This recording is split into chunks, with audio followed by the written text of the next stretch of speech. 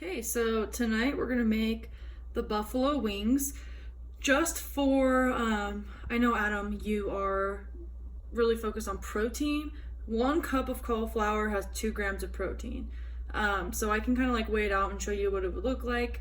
Also, there are other ways to get protein from this dish as well by adding some other side vegetables instead of just eating wings.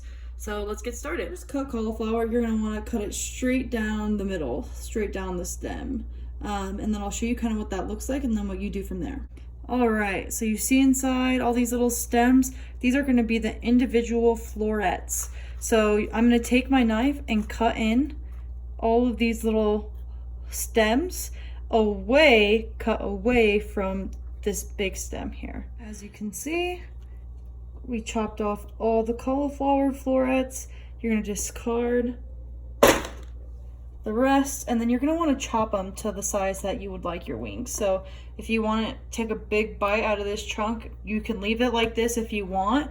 But for me, I'm probably just gonna chop this up 2 more times. 1, 2, get me 3. I like smaller florets for my cauliflower wings. And make sure you go ahead and wash them really, really well. This right here is probably about 1 cup. So in 1 floret, you're gonna get a lot of cauliflower out of it. I'm also gonna make a couple of potato wedge french fries. No oil, so trying to keep them healthy as possible. So you're gonna wanna turn it on its side like this and then cut it down the middle. So I actually already did that. And then you're gonna cut it again through the middle. And then just kind of creating wedges, not that hard to make potato wedges. And you're gonna have a pot of water going and you're gonna parboil them. So meaning don't cook them all the way through once these wedges are made. You're only gonna wanna have them boiled for a little bit so that you know, it's not as hard when we bake them, so that they're still soft in the middle, because potatoes are really hard. So go ahead and cut all of your potatoes. Keep the skin on if you want. Most wedges usually do have the skin remaining on it. And we're gonna go ahead and also wash them before you start cutting. I already did that. And then just go ahead and start boiling them. Done. They only need about 5 minutes boiling on the stove. You're gonna wanna strain them. You can kind of tell they're still harder, right? Because it's not translucent. Whew. Just got my phone all rolled up. But you'll be able to feel that they're still harder because they're not like, you would be able to mash it like a mashed potato if it was actually ready. Spray the bottom with a little bit of canola oil, not much, just so that they don't stick when you're trying to pull them out. And then go ahead and lay them on. Put them in there for like 10-15 minutes, take them out, flip them on the other side, spray the bottom again.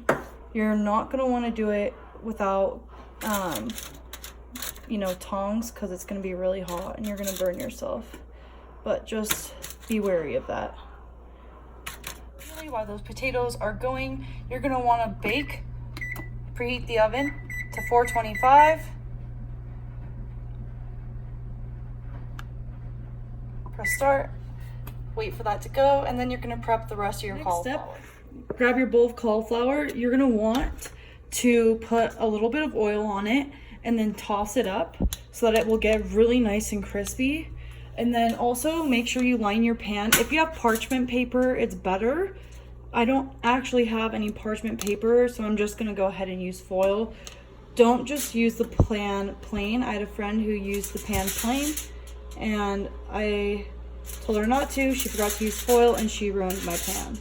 So that stuff doesn't come off. So just be careful of it. These pans. So once your cauliflower is oiled, you can probably tell it's all nice and shiny. You're gonna want to get about a 1/4 cup of flour going. Flour is pretty cheap, inexpensive stuff. And then you're also gonna want to add some garlic powder. Not a ton, but just a good enough amount to where you're really gonna season those cauliflower florets. Mix that all up nice and good. And we'll move on to the next step. You're just gonna want to sprinkle the breadcrumbs on the cauliflower pretty evenly. So once you see that it's coated nicely, you're gonna wanna toss it again, just so that we're getting that flour and garlic mixture evenly spread across all the cauliflower florets. And you're just gonna do this until all of this is gone.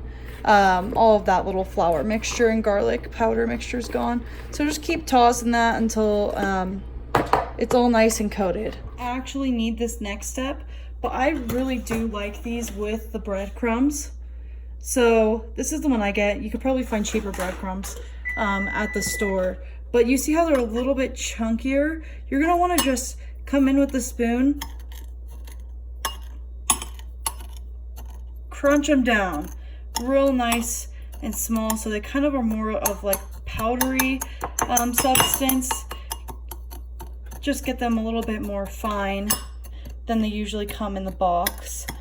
And then what we're gonna do, just because these are already coated with flour, they're not as moist as they usually are. So we're gonna have to add just a little tiny bit of almond milk to this mixture. Get it all nice and mixed together, and then we're gonna pour the breadcrumbs on even. Poured a little bit of almond milk, not too much, just enough to moisturize it, and you can tell there's breadcrumbs on it. I just sprinkled them on, and then I'm gonna mix it all. All right, Chino, once you have all of your things breaded, milk's on it, flour's on it, good to go, you're gonna wanna pop it in the oven for 25 minutes with no sauce on it. Once they've been cooked for 25 minutes, you're gonna take them out, and then you're going to melt some butter, get your buffalo sauce, and then I do some barbecue sauce as well. And then you're just gonna coat it with a spoon. So mix your butter in with both sauces, mix it up, and then you're gonna just lay it on top of it, and then it goes back in the oven for another 15 minutes. So go ahead and coat your cauliflowers with whatever sauce you're feeling. You know, these ones probably gonna do buffalo. You can do another set barbecue. Really get it nice and coated on there. Because these should be like relatively crispier because of the breadcrumbs. So there, you just only need about 10 or 15 more minutes back in the oven after you put on the coating.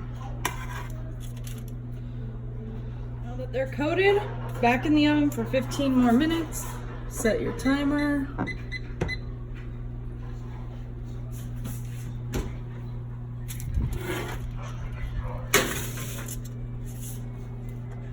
All right, take them out and they're ready to go. Just dip them in ranch. I will say this one got a little crispy, so just be careful. Make sure you're washing it towards the end of its time to make sure that it doesn't burn. But pretty good. And then try and broil it if you want the top to be super crispy. But other than that, you're pretty good.